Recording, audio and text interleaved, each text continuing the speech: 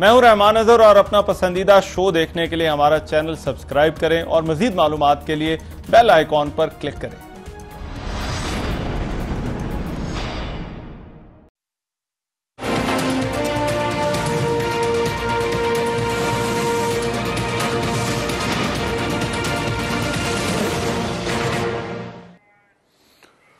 अस्सलाम वालेकुम। आपको आज के प्रोग्राम में खुशामदीद कहते हैं। पाकिस्तान के लिए आज एक मुश्किल दिन था। पहले कराची में चीन के कौंसल खाने पर हमले की कोशिश जो है उसे नाकाम बना दिया गया। ये सूरत हाल बड़ी खतरनाक हो सकती थी। वज़ीर-ए-आज़म इमरान खान का यह कहना है कि इसका जो ताल्लुक है उनके चीन के दौरे से, और ऐसी कोशिशें जारी थी, लेकिन हमें मालूम ना था कि ये सब कुछ कहां होगा। लेकिन इस हमले को नाकाम बनाने में हमारी जो सिक्योरिटी फोर्सेज हैं, खास तौर पर पुलिस का जो किरदार है वो बड़ा काबिले सताइश है। एक शहीद पुलिस एहलकार आमिर, उनके भाई और भतीजा भी इससे पहले जो है वो वतन के लिए अपनी जान का नजराना पेश कर चुके हैं। आपको याद होगा चौधरी असलम शहीद पर जो खुदकुश हमला होता है उसमें वो दोनों जो थे वो शहीद हुए थे, और शहीद आमिर का 2 माह का एक बेटा भी है।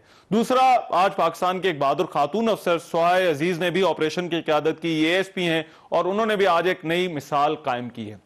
अब जो चीनी कॉन्सुलेट पर हमला तो जो है वो नाकाम बना दिया, लेकिन ओरकजई में ये दहशतगर्द कामयाब हो गए। अभी तक के इतलात के मुताबिक उधर जो है वो 33 अफराद जाँ बहक हुए हैं और 58 जख्मी हैं। बदकिस्मती से जहां कराची में दहशतगर्दों को रोकना हमारी कामयाबी है, वहां ओरकजई हमारी नाकामी है, और 33 लोगों को शहीद किया जाना किसी रियासत के लिए यह मामूली बात नहीं। गुफ्तगू का आगाज इन्हीं वाकयात से करेंगे और उसके बाद फिर नैब के किरदार पर मुझे बात करनी है, जिस पर आज ऑपोजिशन ने बड़े संगीन इल्जामात लगाए हैं। असेंबली में तकारीर हुई के एहतसाब के नाम पर सियासतदानों और उनसे जुड़े लोगों पर जो है वो तशद्दुद हो रहा है। फवाद चौधरी का यह कहना है कि नैब उनके दायरे इख्तियार से बाहर है, जबकि राना सनाउल्लाह का कहना है कि एक पार्लिमानी कमेटी बनाए जिसमें जो है वो हुकूमती मेंबरान, रियाज फतेहाना, अली मोहम्मद खान, शीरी मजारी शामिल हों, और वो इस मामले की तहकीकात करें कि क्या वाकई सियासतदानों पर तशद्दुद हो रहा है या नहीं। वेरी क्विकली मेरे साथ जो पैनल मौजूद है उसका मैं तारुफ करा दूं। सेनेटर मुस्तफा नवाज खोखर साहब, रहनुमा पाकिस्तान पीपल्स पार्टी के, मेरे साथ इस्लामाबाद स्टूडियोज में मौजूद हैं। फैसल वाडा साहब वजीर हैं और रहनुमा हैं तहरीक इंसाफ के, आज दिन भर ये भी खबरों में रहे। फैसल वाडा साहब, thank you so much for joining जी, आपने हमारे लिए वक्त निकाला। सेनेटर जावेद अब्बासी साहब मुस्लिम लीग नून के रहनुमा है, वो भी हमें जो है वो ज्वाइन कर रहे हैं, और जुगनू मोहसिन साहबा मेंबर पंजाब असेंबली, वो भी हमारे साथ मौजूद होंगे। मगर मैं गुफ्तगू का आगाज, क्योंकि पहले मुझे चीनी कौंसल खाने में जो कुछ हुआ इस पर बात करनी है, मैं फैसल वाडा साहब से जरा आगाज करना चाहूंगा। फैसल भाई, बहुत शुक्रिया जी। आज सर आपकी भी हम वो वीडियोस देखते रहे, आप खुद भी वहां पर मौजूद थे। पहले तो मुझे जाहिर बात है आपसे ये पूछना है कि जब ये सब कुछ हो रहा था आपको किस तरह से पता चला, और फिर क्यों आपने फैसला किया वहां पर जाने का? बहुत शुक्रिया रहमान साहब। रहमान साहब, I was the first one to know, because of the reason कि इस चीनी कौंसल खाने के पीछे जो गली है उसमें एक प्ले स्कूल है जिसमें मेरी 2.5 साल की बेटी पढ़ती है, और जो पहला फायर हुआ तो मुझे प्रिंसिपल का कॉल आई, और मैंने ही फिर मीडिया को बताया, और मैंने ही लॉ एनफोर्सिंग एजेंसीज को भी फ़ोन करके बताया, और मैं फिर स्पॉट पे ही पहुंचा, और मैंने प्राइम मिनिस्टर साहब से भी उसी वक्त बात की। और जब मैं पहुंचा तो पहली पुलिस और रेंजर्स की जो फोर्स थी वो मेरे साथ ही पहुंची। हम 9:11 पे वहाँ थे, और जो फर्स्ट रेंज ऑफ फायर पे हम जब अंदर ऑपरेशन स्टार्ट हुआ, I was part and parcel, और मेरा इस पाकिस्तानी काम भी था। और अगर मैं मुल्क की सालमियत के लिए कलम चलाना जानता हूं तो मैं बंदूक उठाना भी जानता हूं। That's my pride. और मैं अपने फेडरल इदारे और अपने प्रोविंशियल इदारों को बगअप भी कर रहा था कि इससे उनकी जाने हमारी जाने इंपॉर्टेंट नहीं है, उनकी जाने भी इतनी इंपॉर्टेंट है। और ये जो पुराना तर्ज सियासत था कि minister, prime minister, chief minister और सेनेटर जो हैं वो अपनी बाहर से सिर्फ सियासी स्टेटमेंट घरों में बैठ के देंगे अपने कंफर्टर्स में, वो भी दिखाना था कि हमारी जिम्मेदारी है कि हम सबको हिस्सा बनना पड़ेगा, चाहे हम अनाड़ी हों, चाहे हम खिलाड़ी हों, चाहे मैं आता हो या ना आता हो, लेकिन मॉरली हम पाकिस्तान के साथ हैं। पाकिस्तान की हर मुश्किल घड़ी में उनके साथ खड़े होंगे। और जो आज पुलिस ने शहादतें दी हैं और जो काम किया है वो फख्र से पाकिस्तानियों का सर ऊंचा कर दिया है, क्योंकि जो इंफॉर्मेशन मेरे पास फर्स्ट हैंड है एज फेडरल मिनिस्टर, मैं अगर वो शेयर कर दूं रहमान साहब, जो मेरे ख्याल सेंसिटिव है, मुझे नहीं करनी चाहिए। जी जी, बहुत तबाही से पाकिस्तान को, उस बड़ी तबाही से पाकिस्तान की इज्जत को महफूज किया है इन हमारे बहादुर सिपाहियों ने, बहादुर पुलिस वालों ने, रेंजर्स ने, MI ने, ISI ने और दीगर स्पेशल ब्रांच ने। और उसके बाद अगर ये शहादतें ना देते तो ये इतनी बड़ी तबाही होनी थी कि इसका जो इम्पैक्ट है वो कई सालों तक गूंजता, not only in Pakistan but overseas internationally also. तो खराज तहसीन है जी, हम बहुत क्रिटिसाइज भी करते हैं मासूम लोगों को, लेकिन मैंने अपने प्राइम मिनिस्टर से रिक्वेस्ट की, जिसको उन्होंने एग्री किया कि हम रिवॉर्ड करेंगे फाइनेंशियली भी, क्योंकि हम बाकी तो रिप्लेस नहीं कर सकते। मैंने सीएम सिंध से बात की, उन्होंने कहा हम भी देंगे, और मैंने काउंसिल जनरल जो चाइना के उनसे कहा, उन्होंने कहा हम भी देंगे। तो एज हुकूमत, एज ह्यूमंस, एज पाकिस्तानीज, हमें इनको सिर्फ जबानी जमा खर्च करके इनकी शहादतों पे सिर्फ खराज तहसीन नहीं पेश करना, बल्कि इनके बड़े और इनके वालिद या इनके पेरेंट एज गवर्नमेंट एक्ट भी करना है। मगर बिल्कुल फैसल भाई, वेरी इसमें कोई शक नहीं, और वेरी ब्रेव ऑफ यू कि आप वहां पर मौजूद थे। सब जाने सभी कीमती होती हैं, मगर जाहिर बात है आपका एक स्टेचर है, आप वफाकी वजीर भी हैं। अब एक तरफ तो एलिएज होते हैं जिनको एक्सपीरियंस होता है, अब खुदा ना खासा आपको कुछ हो जाता है सर वहां पर। देखिए रहमान साहब, सबसे पहले तो ये कि देखिए जी, मुझे किसी ने जबरदस्ती नहीं कहा कि आप चले जाए। मैं एक्सपर्ट भी नहीं हूं, लेकिन मैं एक पढ़ा लिखा आदमी हूँ, थोड़ी बहुत चीज़ें मैं भी जानता हूँ। अगर मैं शिकार करना जानता हूँ, अगर मैं गाड़ी चलाना जानता हूँ, अगर मैं बाइक चलाना जानता हूँ, तो इसका ज़रूरी मतलब तो नहीं है कि मैं फरारी चला नहीं सकता। But I am not saying that I am an expert. मेरा बेसिक काम ये था कि मैं फ्रंट लाइन में उनके साथ चलूँ, और अगर मुल्क के लिए और बगअप करने के लिए और कई दर्जन लोगों को सपोर्ट करने के लिए अगर उनकी जान जा सकती है, तो सर मेरी भी जान जा सकती है। इसमें कोई मेरे लिए फख्र की बात होगी। और मुझे प्राइम मिनिस्टर साहब ने बहुत अप्रिशिएट किया, और मैं उनकी हदायत के तहत अपने पाकिस्तानियों के मुश्किल वक्त में हर घड़ी राउंड द क्लॉक, इससे ज्यादा मुश्किल वक्त भी होगा तो आप मुझे इंशाल्लाह सामने देखेंगे। ठीक, बिल्कुल सही, राइट। मैं जरा आता हूँ वापस, बट मुस्तफा साहब, हाउ डू यू सी ये जो आज जो कुछ हुआ, और फिर साथ इसमें अब जहरी बात है औरंगजेब वाला भी वाकया, क्या किस तरह से आप देख रहे हैं? ये कितना बड़ा थ्रेट है, और मेरा ख्याल है हमारे लिए शायद एक वेकअप कॉल है कि भाई जाग जाएं, असल चीज सियासत नहीं है, ये बड़े सीरियस इश्यूज हैं।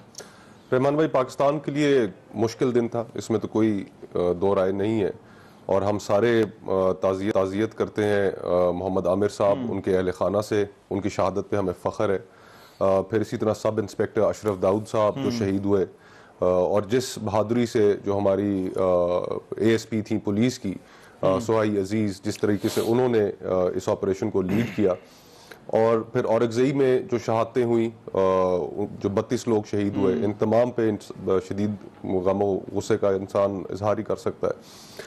इन दोनों इश्यूज़ की रहमान भाई डिफरेंट डायमेंशंस हैं। जो चाइनीज़ काउंसिल खाने पे हमला हुआ उसकी डिफरेंट डायमेंशन है, और जो औरंगजेब में हुआ उसकी डिफरेंट डायमेंशन है।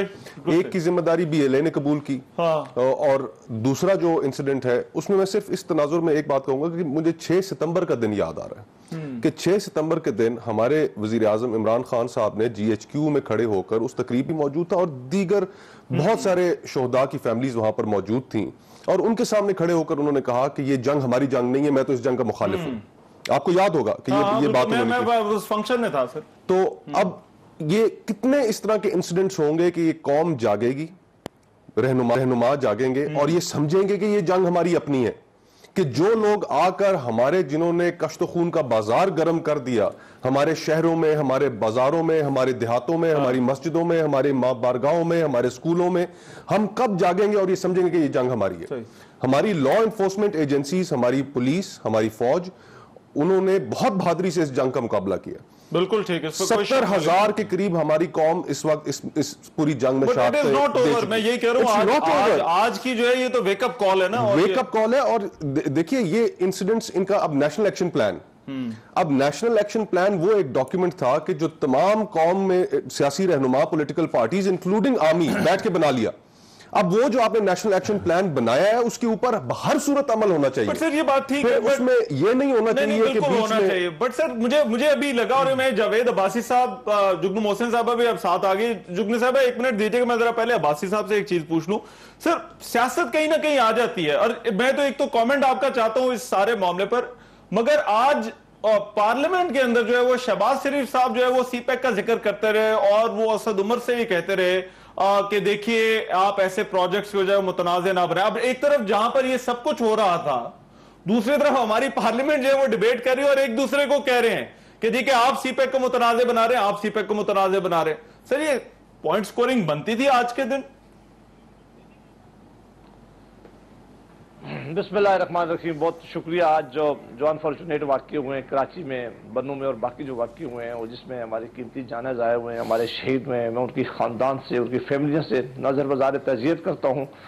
बल्कि हमें अपने उन शहीदों पर भी बहुत फ़ख्र है और उन आज पुलिस फोर्स की जो बहादुरी के साथ, लॉ एनफोर्समेंट एजेंसी, रेंजर और बाकी जिस बहादुरी के साथ उन्होंने आज कराची में एक इस तरह का बहुत ही बड़ी दहशत गर्दी थी जिसको उन्होंने आज नाकाम बनाया है। तो मैं समझता हूँ कि आज हमारी लॉ एनफोर्समेंट एजेंसी जो है और हमारी पुलिस जो है वो खराज तहसील की भी मुस्तहक है। ये एक बहुत अनफॉर्चुनेट वाकया था, लेकिन इसके बड़े ही दूर अंदाज जो है वो इसके साहब की भी सर तारीफ कर दे, बीइंग अ मिनिस्टर वहां पर मौजूद रहे, पूरा इसको देखते रहे।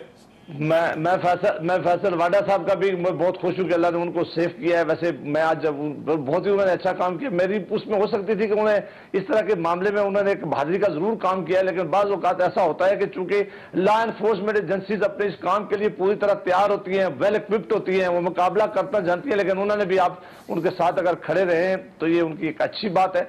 लेकिन मैं ये कहना चाहता था कि अच्छा मैसेज है पॉलिटिशियंस, इसलिए भी बड़ा जरूरी है कि जो कराची के अंदर ये हमारा जो था, हमारा इस जो हुआ है जो चाइना का, उसमें बहुत जरूरी है देखा कि हमें देखना चाहिए कि हमारा दुश्मन जो था वो बहुत जमाने से इस ताक में जरूर बैठा हुआ है और आज भी इस ताक में बैठा हुआ है और उसमें कोई दूसरी राय नहीं होनी चाहिए कि बहुत सारे ममालिक को सी पैक का जो प्रोजेक्ट है उनकी आंखों में खिड़कते हैं। उनकी पूरी ख्वाहिश है कि हम किसी न किसी तरह नाकाम बनाएं। और आपने देखा कि इंडियन प्राइम मिनिस्टर ने प्राइम मिनिस्टर हाउस में एक विंग बना दिया था और उन्होंने उसके लिए बहुत बड़ा पैसा कर दिया था कि आप इस पर नजर भी रखें और किसी तरह इसको नाकाम बनाए। और दुनिया के और बड़े कई ममालिक हैं जो कभी भी नहीं चाहेंगे ये प्रोजेक्ट जो है मुकम्मल हो। हमारा और चाइना की जो बड़ी लाजवाब दोस्ती है और एक दूसरे पर फख्र है, ये स्टेट टू स्टेट जो रिलेशन है, इस पे भी उनको ख्याल था कि किसी तरह कोई एक ऐसा हादसा पाकिस्तान के अंदर क्रिएट किया जाए जिसके मनफी असरात हों और मैसेज गलत जाए। लेकिन अल्लाह ने हमें बचा लिया है। आज अब जो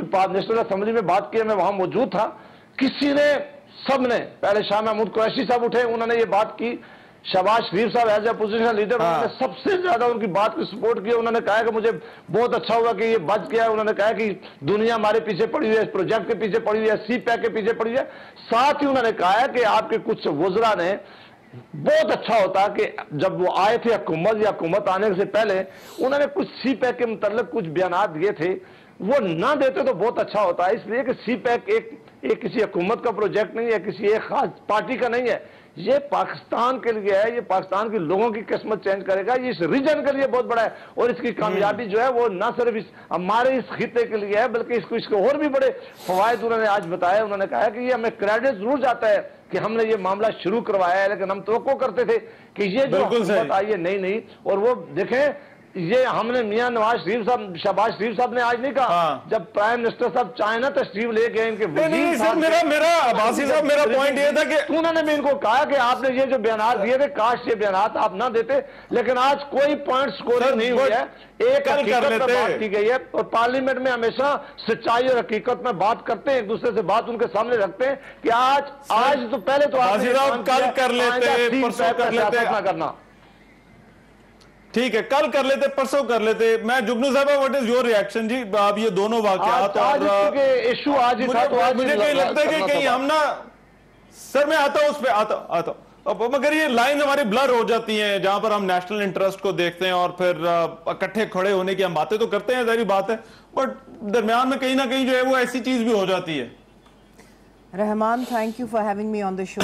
आप हमेशा जब मेरा तारुफ करवाते हैं तो ये भी कह दिया करें कि मैं आज़ाद मेंबर पंजाब असेंबली की इलेक्ट हुई हूँ और आज भी मैं आज़ाद रुकन हूँ, मैंने किसी पार्टी को ज्वाइन नहीं किया।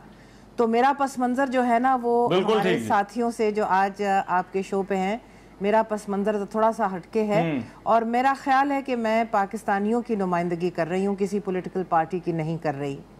और मैं आपसे ये कहना चाहती हूँ कि कराची में जो हुआ वो बहुत अफसोसनाक, जो औरंगज़ई में हुआ वो भी बहुत अफसोसनाक। सबसे पहले शहीद आमिर और शहीद अफजल की फैमिलीज़ को मैं अपना दिली अफसोस पेश करती हूँ और मैं उनको खराज तहसीन भी पेश करना चाहती हूँ। और उनकी तो जो लॉस है वो तो कोई पूरी नहीं कर सकता और जो जैसे कि अभी मुस्तफ़ा ने कहा कि 70,000 पाकिस्तानी इस जंग में शहीद हो चुके हैं और इतना हमारा माली नुकसान हुआ है जिसकी कोई, मेरा ख्याल है, कोई शुमार ही नहीं है। पूछने वाली बात यह है कि हमारा तो ख्याल था कि ये काम अब कुछ ठंडा पड़ गया है और हमारे खित्ते में, हमारे मुल्क में अमन आ गया है, हमारा तो ये ख्याल था। लेकिन जब इस किस्म की चीज़ें बार बार होती हैं तो पूछने वाली बात यह है कि बलूचिस्तान के BLA वाले फिदायीन कब से बन गए। ये बात सोचने वाली है कि वो कैसे सुसाइड मिशन पे निकल आए। वो तो एक सेक्युलर लिबरल ऑर्गेनाइजेशन है, वो तो मजहबी इंतहा पसंदी में यकीन नहीं रखते, वो कैसे फिदायीन बन गए। ये सवाल पूछने वाले हैं रहमान, और आज हम सबको इन सवालात को पूछना चाहिए। दूसरी बात, जो औरकजई में हुआ, अब हम सुनते ये हैं कि अमेरिका भी इस चीज़ का ख़्वाह है कि तालिबान को उनके साथ बातचीत की जाए और अफ़गानिस्तान का मामला हल किया जाए। पाकिस्तान भी उनकी मावनत करने की कोशिश कर रहा है। तो ये कितनी आगे तक बात बढ़ी है, कोई हमें बताया जाए। इन तमाम चीज़ों में कोई शफाफियत है ही नहीं, और हम इस रियासत के बाशिंदे होके ये सवाल पूछना चाहते हैं कि इतनी रेडिकलाइजेशन बलूचिस्तान में क्यों हो गई है अचानक, क्यों इतने इस तरह के लोग निकल आए हैं। और दूसरी बात, मैं ये आखिर में ये कहना चाहती हूँ रहमान, ये बात करने वाली है कि ये जो आग हमारे नॉर्थ वेस्ट फ्रंटियर में और खैबर पख्तूनख्वा और फाटा में और उसके आगे अफगानिस्तान में जो ये आग जल रही थी, वो उसके ऊपर क्या कौन से इक़दाम किए जा रहे हैं कि उसको ठंडा किया जाए, उसके ऊपर पानी फेंका जाए? वो तो नहीं बुझने का नाम ले रही। तो ये सब इन चीजों के हमें जवाब दिए जाए, हम बाशिंदों को जवाब दिए जाएं। नहीं, ये बड़े बड़े आई थिंक बड़े सख्त सवाल आते हैं। और मैं जरा एक ब्रेक मुझे लेनी, मैं जरा वाडा साहब से भी और मुस्तफा भाई से भी जरा वापस आके जो है वो फिर कुछ नैब के इश्यूज पे बात करने, और फिर ये जो इश्यूज अभी हम डिस्कस कर रहे हैं सिक्योरिटी के हवाले से, इनमें से भी कुछ पॉइंट्स हैं जिन पर बात हो। ब्रेक के बाद प्रोग्राम में एक मरतबा फिर से खुशामदीद, और एक और बड़ा अहम टॉपिक है जिस पर आज मुझे बात करनी, और वो है नैब से रिलेटेड। बड़े सख्त इल्जाम लगाए गए हैं, संगीन इल्जाम नैब के हवाले से जो है वो मुस्लिम लीग नून की तरफ से आयद किए जा रहे हैं। और ऐसा लगता है कि जैसे शायद कोई 80 की दहाई, 90 की दहाई या अमरीत का जमाना जो है वो लौट आया है। जरा आज जो असेंबली के अंदर नैब के हवाले से ख्वाजा साद रफीक और राना सनाउल्लाह साहब ने जरा कुछ बातें की हैं कि उनके जो लोग जो पकड़े हैं, जो है उनसे जुड़े जो लोग पकड़े हुए हैं, उनके साथ जो है वो हो क्या रहा है, जरा ये सुने क्या कहना उनका।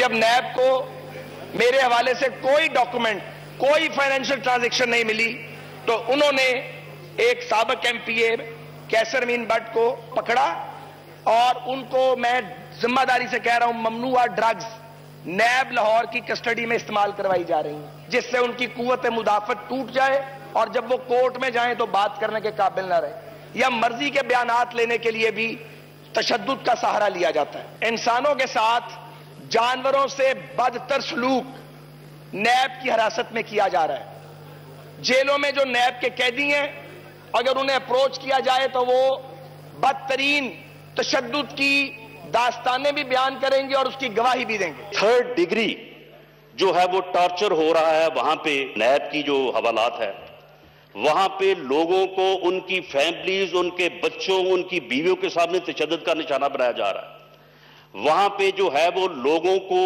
जो है वो वहां पे जबरदस्ती पकड़ के उनसे जो है वो लेन देन के मामले भी हल करवाए जा रहे हैं। वहां पे लोगों को ड्रग इस्तेमाल करके उनको वादा माफ गवाह बनाया जा रहा है। ये थी जो गुफ्तगू जो आज बहबान में हुई। फैसल वाडा साहब, सर क्या कर रहे नैब? देखिए रहमान साहब, क्योंकि मैं गवर्नमेंट को रिप्रेजेंट करता हूं, तो मेरे ये सारे इदारे हैं, उनको प्रोटेक्ट भी मैं करूंगा, और जो चीज़ गलत बयानी और उनके ऊपर कोई एलिगेशन लगाया जाएगा उसको डिफेंड भी मैं करूंगा। ये ऐसा शायद गधे गाड़ी वाले के साथ तो, जेब कतरे के साथ तो बिल्कुल किया जाता है अनफॉर्चुनेटली इस मुल्क के अंदर। असूलन जो बयान किया जा रहा है वो अगर एक दफा भी हो जाए तो शायद लूटी हुई दौलत मिनटों में वापस आ जाए, लेकिन ऐसा कुछ भी नहीं हो रहा। और अगर कोई ऐसी बात कर रहा है तो वो प्रूफ दे, क्योंकि देखिए 3rd डिग्री, ये नशावर इंजेक्शंस और ये जो बातें हो रही हैं, ये कब आदमी बात करता है? देखिए, या तो प्रूफ हो, वीडियोस हो, अगर बच्चे देख रहे हैं सब चीजें, बच्चे छोटे तो मासूम होते हैं, वो बयान दे दें अपने वालिद के ऊपर। अनफॉर्चुनेटली ये सब कुछ होता रहा है, लेकिन गरीब आदमी के साथ, अमीर के साथ तो होता ही नहीं। अमीर तो आता ही 20, 25, 30 गाड़ियों में जेल से भी, और जेल से उसको सूट पहना के असेंबलियों में भी लाया जाता है, और इसी जेलों से आपके एग्रीमेंट करके मुल्क से बाहर भी भेजा जाता है, फिर उन्हीं एग्रीमेंट्स को 9 साल का डिनाई करके वो वापस भी आ जाते हैं। तो इस मुल्क में तो बहुत कुछ तमाशे हुए हैं, लेकिन गरीब आदमी के साथ हुआ, अमीर के साथ तो कभी कुछ नहीं हुआ। गरीब अगर किसी कत्ल में मुलव्वस हो जाए तो उसको आप कातिल कहना शुरू करते हैं, लेकिन यहाँ जो करप्शन तो ये सर इल्जामात क्यों है? तो कहते हैं ये बड़े सर सीरियस, मैं तो आज तो फैसल भाई मैं सुन के हैरान रह गया, बड़े सीरियस चार्जेस है सर। ये अगर किसी भी इदारे के हवाले से ये कहा जाए तो ये सब कुछ कर रहा है।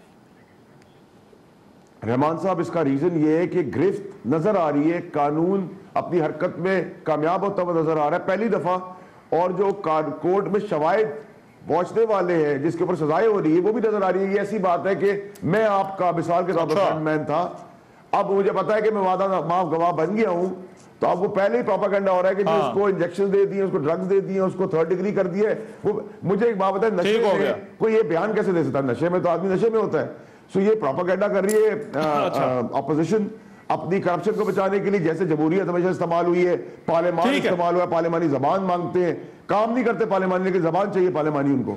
Right, I get your point. मगर मुस्तफा साहब, आप सर सेनेट की जो इंसानी हकूक की कमेटी के हैं, उसके चेयरमैन भी हैं, आज उन्होंने तो कह दिया कि आप शीरी मजारी को ले जाए, रियाज फतेहाना को ले जाए, साथ अली मोहम्मद को ले जाए और जाके जो है वो विजिट करवाएं इनका।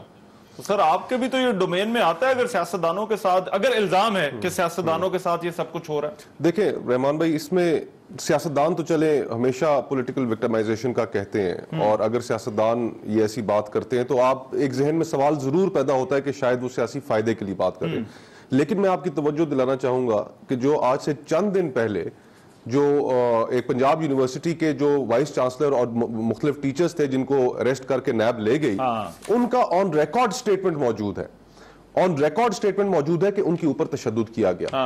उनका ऑन रिकॉर्ड स्टेटमेंट मौजूद है। वो कोई सियासतदान नहीं है, उनका किसी सियासत से कोई ताल्लुक नहीं है।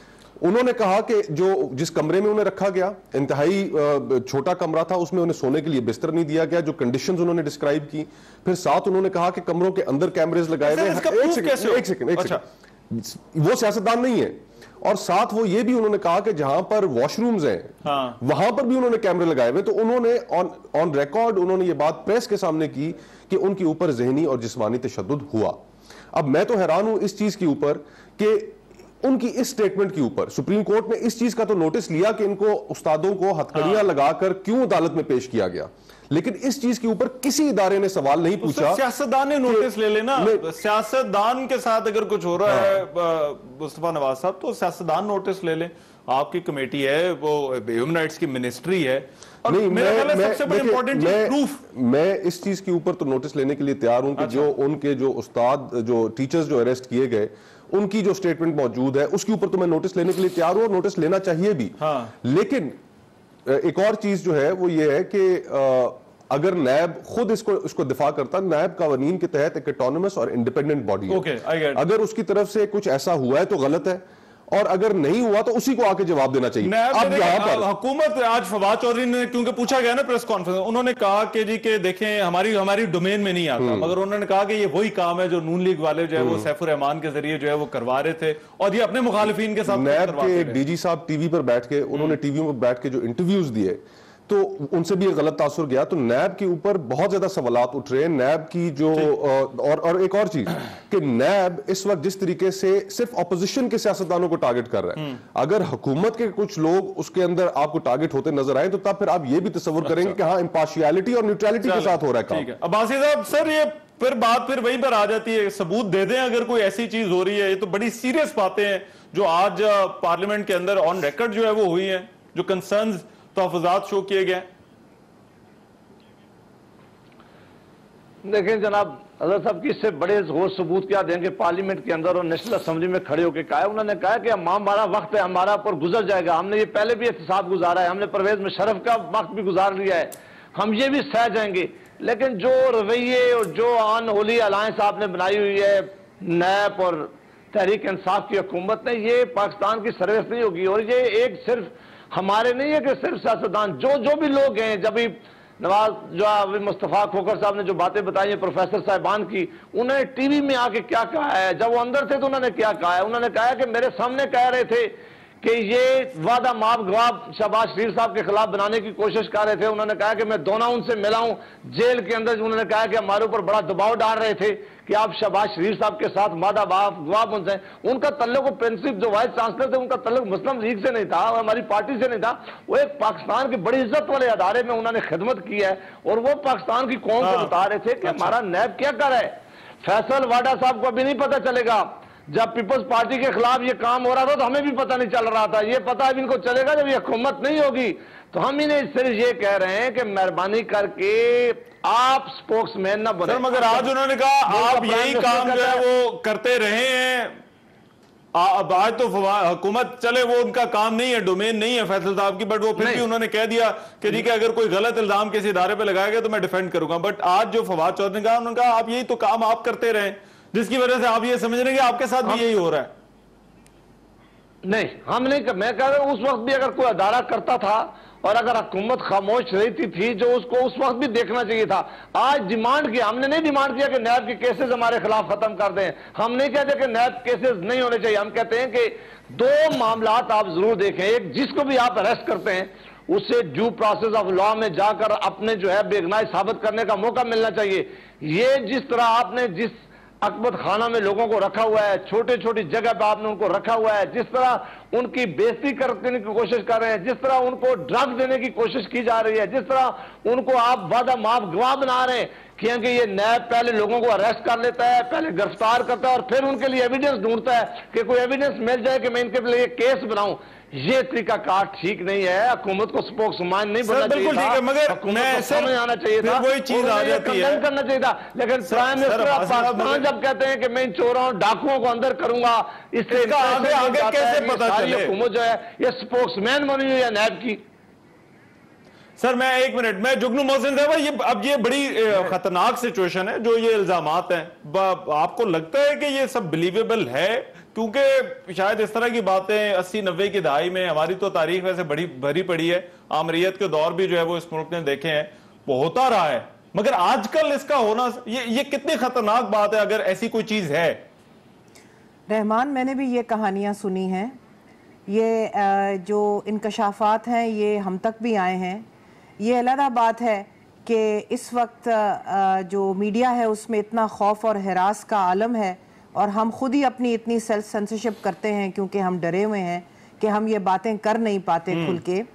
और ये बात तभी हुई जबकि हिज़्ब इख्तिलाफ के कुछ सियासतदानों ने खड़े होके और नेशनल असम्बली में ये बात की। लेकिन ये बातें जो तशद्दुद हो रहा है डेटेनीज़ पे, इसके बारे में हमने भी सुना है, आपको भी मालूम है, बहुत से और सहाफ़ी साथी हैं हमारे जिनको मालूम है ये बातें। और ये कह देना कि 80 की दिहाई में भी यही होता था, 90 की दिहाई में भी यही होता था और अब भी यही हो रहा है, इससे ये आज जो हो रहा है उसको आप एक्सक्यूज़ नहीं कर सकते।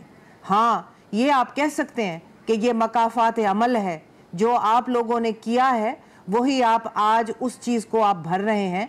और जो आज की हुकूमत है, याद रहे रहमान, कल इनको भी यही भुगतना पड़ेगा। ये मकाफात अमल न भूलें, कल इनको भी यही काम इसी तशद्दुद के जरिए इनको भी गुजरना पड़ेगा। लेकिन मैं इसकी कायल नहीं हूँ। मैं आपको यहाँ बेनज़ीर भुट्टो शहीद की बात करना चाहती हूँ, जो हमेशा कहती थी it has to stop somewhere and it has to stop now. और ये जो बातें हम सुन रहे हैं ना कि छोटे छोटे कमरों में, बेसमेंट्स में लोग बंद हैं, जहां कोई नेचुरल लाइट नहीं, जहां उनको सोने नहीं दिया जाता, जहां पर शहबाज शरीफ जैसे फॉर्मर चीफ मिनिस्टर को दरवाज़ा खटखटा के रात को कहना पड़ता है, इल्तिजा करनी पड़ती है अपने गार्ड से कि मुझे गुसल खाने लेकर जाओ। ये चीज़ें जो है ना, ये ह्यूमन डिग्निटी के खिलाफ हैं। चाहे जो कुछ भी है, ड्यू प्रोसेस ऑफ लॉ जरूर होना चाहिए। और ये लोग याद रखें जो आज मैं इसका जवाब लेता हूँ, मुझे एक ब्रेक लेनी है, मैं इसका जवाब वाडा साहब this is very important question और मेरा ख्याल है हुकूमत को जो है उसका जवाब देना चाहिए। और जो पार्लिमानी कमेटी की बात हो रही, क्या वो पॉसिबिलिटी है या नहीं? एक ब्रेक ले रहे, ब्रेक के बाद आकर बात करते।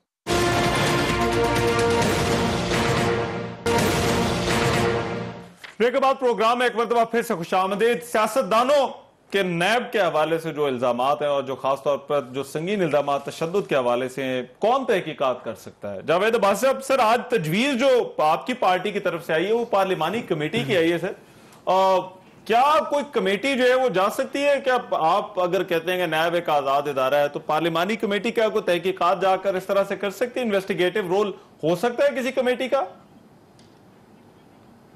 नहीं, ये बिल्कुल बिल्कुल नहीं कहा गया कि हमें इन्वेस्टिगेशन जाके उनकी देखनी है या इन्वेस्टिगेटिव रोल हमारा होना चाहिए, और ये भी नहीं कहा गया कि हम जाएं। हमने कहा कि एक पार्लियामेंट्री कमेटी जो है वो बननी चाहिए जो दोनों हाउसेस के मेंबर में हो, अपोजिशन के मेंबर ही बेशक ज्यादा डाल लें, लेकिन वो जाके वो देखे जिस तरह सलूक किया जा रहा है इन लोगों को जिनको अरेस्ट करके ये रखते हैं, जिनको अभी इंक्वायरी स्टेज चल रही है, अभी उनके पास रेफरेंस भी शायद फाइल नहीं हुए, अभी इन्वेस्टिगेशन स्टेज भी नहीं हुआ है, तो जिन लोगों को ये उठा के ले जाते हैं और अपने अकबत खाना में रखते हैं और छोटे छोटे सेल में रखते हैं, और जिस तरह उन्होंने वहां कैमरे लगाए हुए हैं और जिस तरह वॉशरूम के अंदर भी कैमरे लगाए हुए हैं, जहां नहाने के लिए जगह है वहां भी कैमरे लगाए हुए हैं, जो जेल में जिन लोगों को रखा हुआ है, तो ये तो जा सकती है पार्लियामेंट की कमेटी और वो जाके देखे।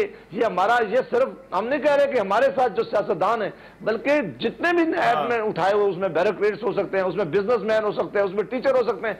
ये तो हुकूमतों की जिम्मेदारी है कि हुकूमत के अंदर कोई अदारा हो पाकिस्तान का, वो अगर ऐसा सलूक कर रहा हो, और उन लोगों के साथ जिनका भी कोई जुर्म साबित नहीं हुआ है, जिनके खिलाफ अभी कोई कोर्ट की जजमेंट नहीं आई है, कभी उनके साथ कोई कन्विक्शन नहीं है, सिर्फ इसलिए उठाया गया है कि नैब के पास कोई इंफॉर्मेशन है। नैब के पास इंफॉर्मेशन भी आपको जानते हैं कि जिसको मर्जी है, जिस अदारा जिसको चाहे उठा ले और उठा के लिए ले जाए। हुकूमत में हो तो उसको कोई नहीं उठाता। हुकूमत में बेशुमार लोग हैं जिनके खिलाफ रेफरेंस फाइल है, जिनके रेफरेंस ट्रायल हो रहे हैं, उनको कोई नहीं उठा रहा। लेकिन हमारे जो लोग हैं, हमारी जो जमातों के लोग हैं, जिनकी अभी इन्वेस्टिगेशन भी नहीं है, इंक्वायरी स्टेज पे हम शामिल उठा के ले जा रहे हैं, मगर मैं जाकर फिर वादा आप गवाह ढूंढते हैं। अगर आप एक मिनट मुझे इजाजत दें, एक मिनट सर, अगर एक मिनट मुझे इजाजत दें, let me put this question to Vawda साहब।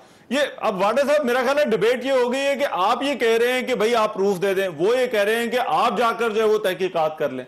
कोई सर रास्ता कोई निकल सकता है दरमियान में, ये जो कि debate once and for all settle हो जाए? सर देखिए रहमान साहब, अभी जावेद अब्बासी साहब ने कहा, बड़ा एहतराम है मेरा इनका, मुझे आज जावेद अब्बासी साहब से एक सवाल करने की इजाजत दे। जावेद अब्बासी साहब का नाम क्यों नहीं लेके कोई इस तरह की बात जरूर जी क्यों नहीं करते इन पे फिंगर पॉइंटिंग? हम क्यों अपोजिशन होके इनको बुरा बना खैर करे जी, क्यों नहीं नहीं हम तो जावेद साहब, मैं बड़ा क्लियर हूँ सर टू जावेद साहब से।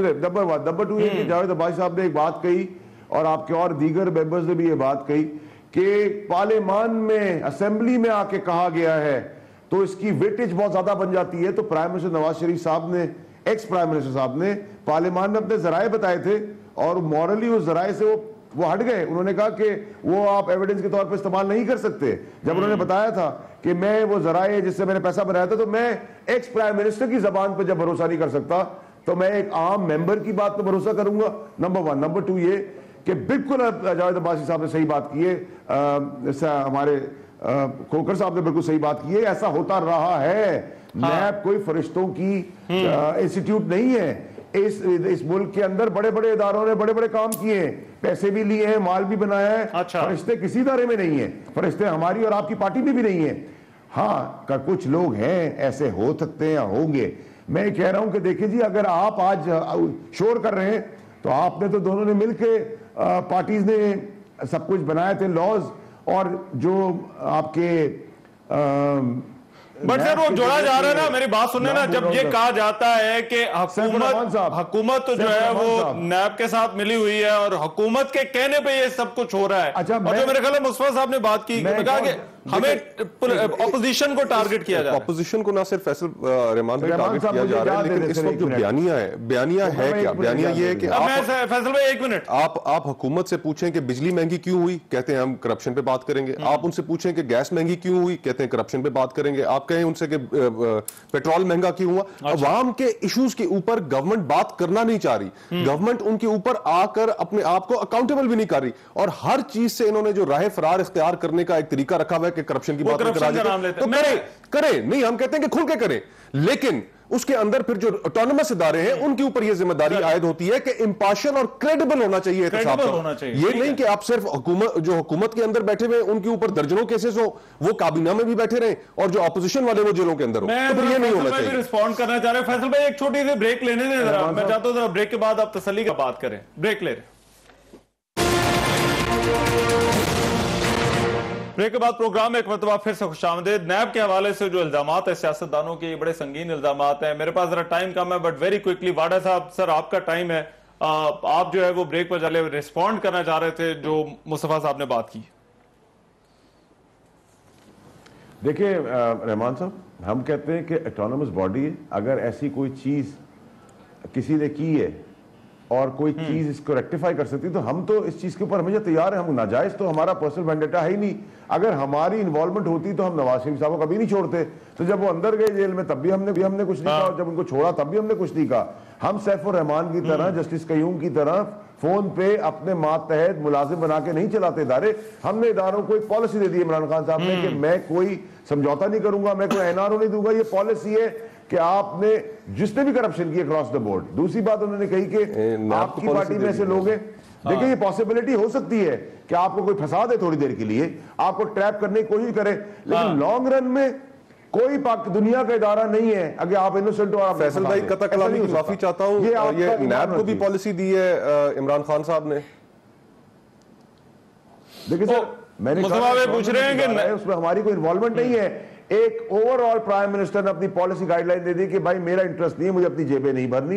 ये पूरे पाकिस्तान को मैसेज दिया है before the oath and after the oath. Under the law, Prime Minister cannot give any policy to NAB, which is an autonomous and independent body. Faisal भाई क्या बात कर रहे हैं? खोकर साहब, आप सर अजीब बात कर रहे हैं खोकर साहब। मैंने कहा पाकिस्तान को उन्होंने पॉलिसी दी है, नैब का तो मैंने जिक्र ही नहीं किया। आप चाहते थे मैं नैब का नाम लूं, लेकिन मैंने नहीं लिया। मुझे पता है वो ऑटोनमस बॉडी है, वो उसको नहीं ऑर्डर कर सकते ना पॉलिसी दे सकते। एज अ प्राइम मिनिस्टर पूरे पाकिस्तान को उन्होंने पॉलिसी दी है। अब जिसने जो कंसीव कर रहा था वो कर लिया सर, मैंने नाम लिया ही नहीं नैब का। मगर सर वो वाडा साहब, मगर वो साथ देखें, ये तो बात कर रहे हैं ना कि हम लोगों को जेलों में डालेंगे और हम करप्शन करने वालों को जो है वो नहीं छोड़ेंगे। और अभी वैसे आपने काम शुरू कर दिया है, जो रेफरेंसेस आए हैं शहबाज शरीफ फैमिली के हवाले से, अब तो वो तो आपके रेफरेंसेस हैं। वो तो ये तो नहीं है कि वो आपसे पहली हुकूमतों के दौर में जो है वो ये चीजें आई थी। वो तो शहजाद अकबर साहब और उनके साथ बैठ के आपके लोगों ने जो प्रेस कॉन्फ्रेंस की। देखिए रहमान साहब, अगर हम गलत है तो कोर्ट में फारिग हो जाएंगे हम। अगर हम ठीक है, क्योंकि अब एविडेंसेस पूरे हो गए, क्योंकि आप वो सारे और हम कहते हैं इदारा इन्वेस्टिगेट करे और कोर्ट जो है सजाएं दे या आजाद करे। हमने तो बीच में कोई इन बिटवीन रखी नहीं कोई लाइन। सही, फेयर इनफ। बासी साहब तो किस तरह से देखते हैं? उन्होंने कहा कि जी हमारा तो कोई अमल दखल नहीं है, मगर ये कि अगर कोई चीज दूध का दूध पानी का पानी होना तो ठीक है, कोर्ट के अंदर आके हो जाएगा। फिर शोर किस चीज का है? देखिए हम भी यही कहते हैं इनको, हम ये कहते हैं कि कोई अकाउंटेबिलिटी से नहीं डर रहा, किसी को इससे बात नहीं डर रही। कोई किसी ने करप्शन की हुई तो मेहरबानी करके उसको मत आप छोड़ें, उसको आप लटकाएं। हमारी जमात से ऑलरेडी शुरू किया है, इस पे शुरू करें। लेकिन पाकिस्तान का इमेज जो दुनिया में आप खराब कर रहे हैं, सारी दुनिया में जाके पाकिस्तान के लोगों को चोर और डाकू साबित कर रहे हैं। पाकिस्तान का जो दुनिया में एक शानदार इमेज था और बनाया गया था, उसको जिस तरह आप डिस्ट्रॉय कर रहे हैं, पाकिस्तान के अंदर जिस तरह आपने माहौल क्रिएट कर दिया गया है, इस तरह लगता है कि पाकिस्तान में सिर्फ चोर ही बसते हैं, डाकू ही बसते हैं। सिर्फ वो लोग इनको आप ढूंढ रहे हैं जिसे तवज्जो उठा रहे हैं कि वो मदीना की रियासत कायम करने वाले वो लोग इसके हल पे ये बातें ठीक है बाजी साहब। Sir Rahman sir political rhetoric के लिए सोल्यूशन की तरफ आ जाए। इंटरनेशनल इमेज की जरूरत है पैनामा के बाद, आपको किसी इंटरनेशनल रिकॉग्निशन की जरूरत है नहीं। पैनामा सारी दुनिया ने पैनामा को रिपोर्ट किया था। पैनामा में एक फैमिली को छोड़कर, एक खानदान को छोड़कर बाकी